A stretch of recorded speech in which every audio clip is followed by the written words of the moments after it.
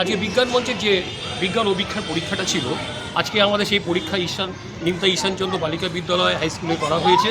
আপনারা দেখতে পাচ্ছেন এই স্কুলটা সব আমরা দেখিয়ে দিচ্ছি আপনাদের স্কুলটাকে।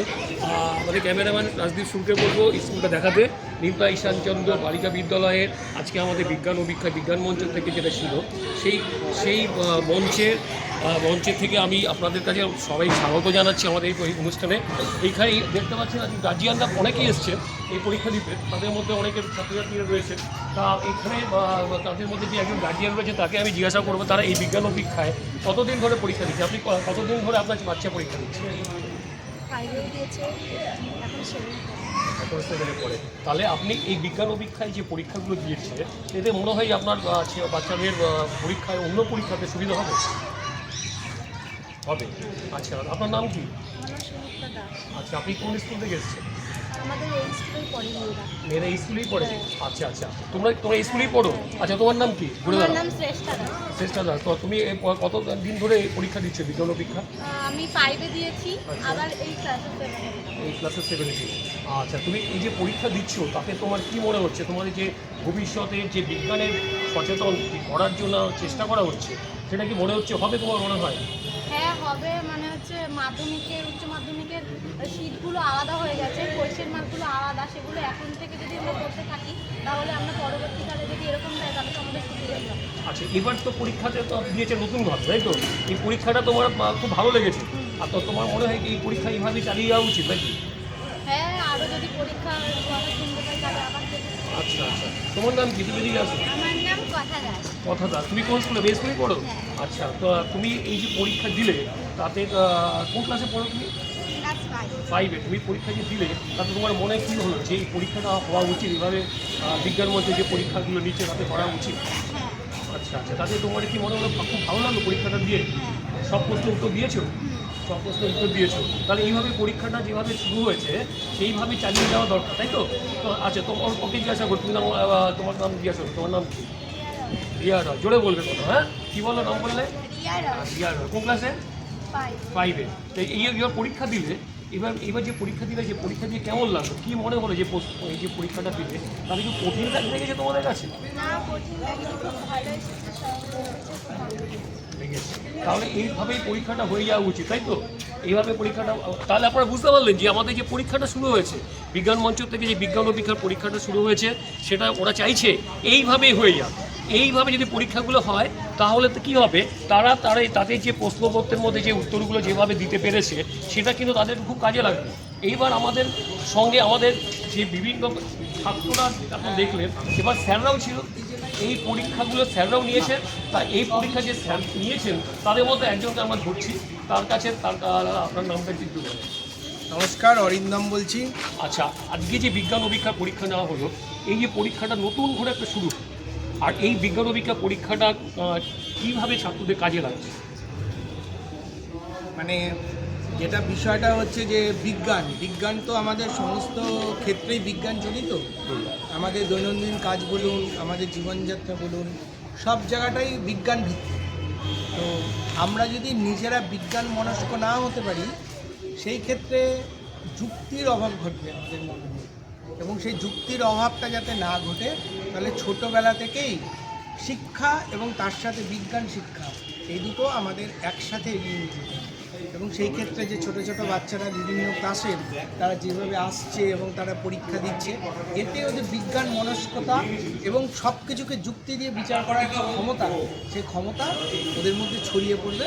এবং আশা করব এই পরীক্ষাটা তার একটা স্টেপ বা বলতে পারেন একটা প্রয়াস সেই জায়গাটায় নিয়ে।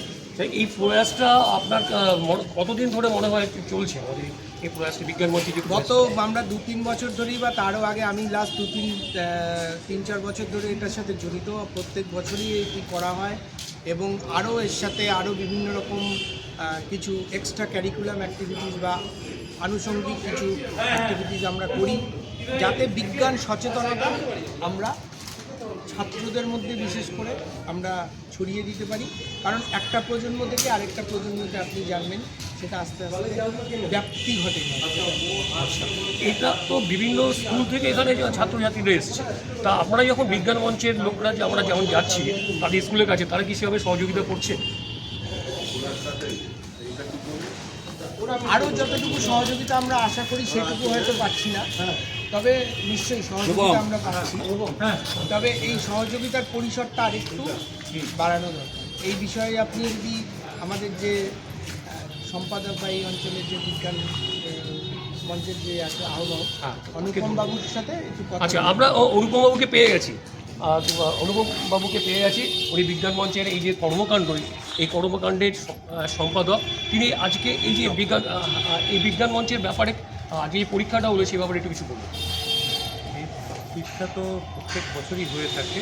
পশ্চিমবঙ্গ বিজ্ঞান মঞ্চের পক্ষ থেকে রাজ্য জুড়েই প্রত্যেকটি জেলা আলাদা আলাদা করে অর্গানাইজ করে। আমাদের উত্তর চব্বিশ পরগনা জেলার পক্ষ থেকে আমরা প্রফেসর সত্যেন্দ্রনাথ দত্ত চক্র আজকে আমাদের এই অঞ্চলে এটা আয়োজন করেছি। এখানে প্রায় 110 জনের মতো পরীক্ষার্থী অংশগ্রহণ করেছে।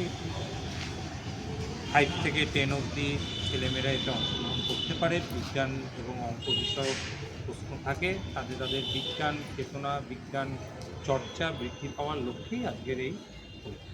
আচ্ছা, আপনি তো বিভিন্ন স্কুলে ছাত্র সংগ্রহ করতে যেতে হয় আপনাকে, তা আপনি দেখতে পাচ্ছেন যে সেই স্কুলগুলো থেকে কি সেভাবে সহযোগিতা পাওয়া যাচ্ছে? হ্যাঁ, মোটামুটি অধিকাংশ স্কুলই করছে। কিছু স্কুল না করলেও আমরা স্থানীয় স্তরে বাড়িতে গিয়েও তাদের থেকে সংগ্রহ করছি। সব জায়গায় হয়তো সব স্কুলের সেই পরিকাঠামো নেই, তারা হয়তো নাম দিতে পারছে না। তবে সবাই যদি এগিয়ে আসে, সবাই যদি, কারণ এখানে বিজ্ঞানের চর্চা ছাত্রদের মধ্যে বাড়ানোর জন্য যদি এই পরীক্ষায় কেউ অংশগ্রহণ করে এবং তাতে বাধা দেওয়ার কিছু থাকবে বলে মনে হয়, তা স্কুলগুলো যদি আরেকটু সহযোগিতা করে তো আমরা হয়তো আরও পরবর্তী ক্ষেত্রে আরও ছেলেমেয়েদের এখানে সংঘবদ্ধ করে পরীক্ষা দিতে পারবো। আচ্ছা, এই বছর তো প্রশ্নপত্র একটু নতুন ধরনের হয়েছে, সেটা সেই সম্বন্ধে যদি কিছু বলেন। এবছরে পুরো পরীক্ষাটাই ওএমআর সিটে হয়েছে, যেহেতু উচ্চ মাধ্যমিক স্তরেও এরপর আস্তে আস্তে ওএমআরেই সব কিছু চলছে, ফলে ছেলেরা যাতে নিচু ক্লাস থেকে এই ব্যাপারটার সঙ্গে কিছুটা হ্যাবিচুয়েটেড হতে পারে, সেটার কারণেই আমরা যারা উচ্চস্তরে যারা রয়েছে আর কি এইসব প্রশ্ন বানানো বা এইসব ক্ষেত্রে তারা এই সিদ্ধান্তটা নিয়েছে। দেখা যাক এতে কিছু ফল ভালো হয় কিনা সেটা ভবিষ্যতে। তাহলে ভবিষ্যতই বল, এই ভবিষ্যতের উপর আজকে বিজ্ঞান মঞ্চ কী করে সেটাও দেখার আছে। আজকে বিজ্ঞান চারিদিকে ছড়িয়ে গেছে। অনুপমবাবু বললেন যে সামনেও আরও চেষ্টা করা হবে বিজ্ঞানকে আরও যাতে সচেতনতা আরও বৃদ্ধি করা যায়। এইভাবে বিজ্ঞান মঞ্চ এগিয়ে যাবে। আপনাদের সহযোগিতা ছাড়া কিন্তু বিজ্ঞান মঞ্চ এগোতে পারবে না। তাই আপনার বাড়ির ছেলেদের মেয়েদের অবশ্যই এই বিজ্ঞান যে আন্দোলন, এই বিজ্ঞান আন্দোলনের সঙ্গে অবশ্যই তাদেরকে জড়িয়ে দেবেন, এই আশা রেখে আজকে আমাদের কথা খাই নিয়ে ছোট্ট অনুষ্ঠান শেষ করলাম। সবাই ভালো থাকবেন, খুব ভালো থাকবেন। নমস্কার।